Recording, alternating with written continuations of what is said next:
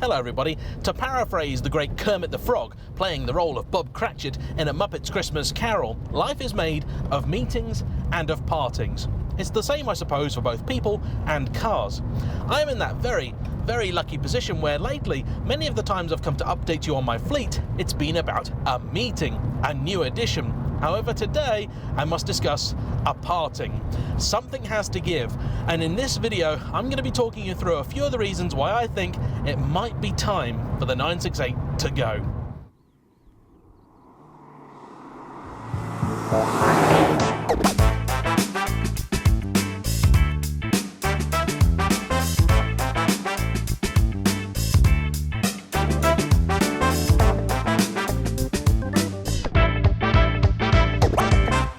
To bring you all up to speed, I have always wanted a transaxle Porsche. Every time I've driven one, I've come away lusting after them, going, yes, I must have one of those. Then, about 1.5 years, 2 years ago, I was lucky enough to actually win a 944 Turbo S in a competition, which was very lovely and grand until I got, well, some very unpleasant comments from a few people that thought it basically wasn't all kosher. So, if you'll allow me, I'm going to move on from that very quickly.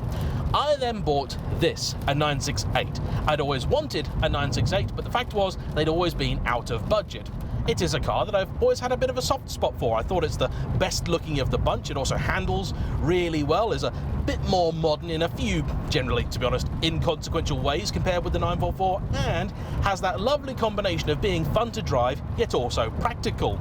This particular car also came with a fabulous history. It's been very well cared for by its previous owners and was even originally purchased by Porsche Reading, who used it as their demonstrator, and it was the very car on the motor show stand back in 1992. I've still yet to find a photo of that, but I've spoken to a few different sources and it seems that is true. So I like that sort of stuff. I wound up driving it at various points nearly daily. I've put quite a few miles on it. The odometer is now reading just under 151,000, and all the miles I've been responsible for have been very enjoyable. One thing I love to do with more or less all of my cars is bring them up to Scotland, where my other half has family and I have a lot of friends, and have a bit of a trip, and it's something of a pilgrimage for my cars. I generally feel that once I've done that, I've had about 2,500 miles in a couple of weeks out of them, that if I do come to move them on, I can never say I didn't get to enjoy it. So, in summer last year, I brought the 968 up. In spite of the fact it was one of the hottest days on record, and this car doesn't have air conditioning, it was fairly pleasant. The pop-up roof certainly did its job, and the car took all of my luggage, no trouble whatsoever. It's also very comfortable for longer journeys, and in fact, on this section of road, it's only about as loud in here as the Lotus Emira that I've just reviewed. While I was here, I paid a visit to my good friends George and Caitlin, who are the regional organisers for the Scotland North division of the Porsche Club of Great Britain. They had actually been taking care of the 986 Boxster that I got for my other half a couple of years ago, and have been enjoying it. But there were a few things that car needed that couldn't be done locally. So I said, tell you what, I'll take the Boxster home on account of it being the middle of summer and it's a convertible. You can have the 968 for a bit. Well, things didn't quite go to plan, and it's nothing really to do with the car. Life got in the way.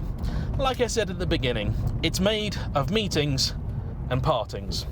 I don't really want to say any more than that, but suffice it to say, the last half of last year wasn't exactly a laugh a minute. Now, please, don't think this is me complaining, because I have a very good lot in life. I know there are many people out there who have it far worse than I, but the fact was, this car wound up being essentially stranded with George and Caitlin. That I have absolutely no problems with, and I encouraged them both to use the car as much as they could. They took it various different places, on numerous Porsche events, and even had it as part of the weekend where George, at long blooming last, proposed, and I'm absolutely delighted for the pair of them. Congratulations to you both. They have become fantastic friends over the years, and I knew that the 968 would be in fine hands. So appears to be the case, because the car is just as good as I left it, if not maybe a little bit cleaner.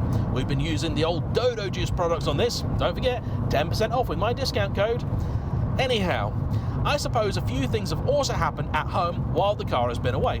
First off, my Celica GT4 finally reappeared. The prodigal son of the fleet is back on my driveway, and that in many ways is giving me my classic 1990s car fix. one thing I've always been quite keen about is making sure that all of the cars in my fleet do something a little bit different to one another. They stand out in some way, shape or form, be it having an engine configuration none of the others do, you know, being turbocharged or all-wheel drive or just something. And the fact is, I can't really say for sure that the 968 actually does anything that other cars don't. In very basic terminology, I suppose you could say that the 550 does the same job as this. Yes, while drinking a lot more fuel, but actually it's also quite a usable car, and I want to put more miles on it on account of how much it's cost me.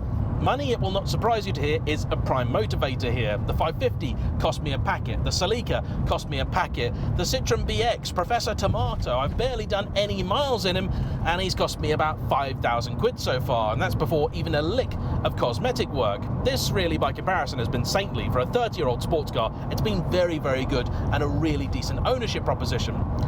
But, and this is the big but, there are two things that I'm constantly thinking about. Number one, this car I haven't seen for about 8 months. And in that time, there's been very, very few occasions where I've stepped out the door and gone, ah, dang it, I wish I had the 968. I also, and yes, this is entirely self-inflicted, do not currently own a sensible or even semi-sensible four-seater, four-door car that actually works. I've got a couple that sort of fit that description. The MG ZS, but that's away. Going to be away for a while, having work done. The Tomato, that's away. Going to be for a while, having work done.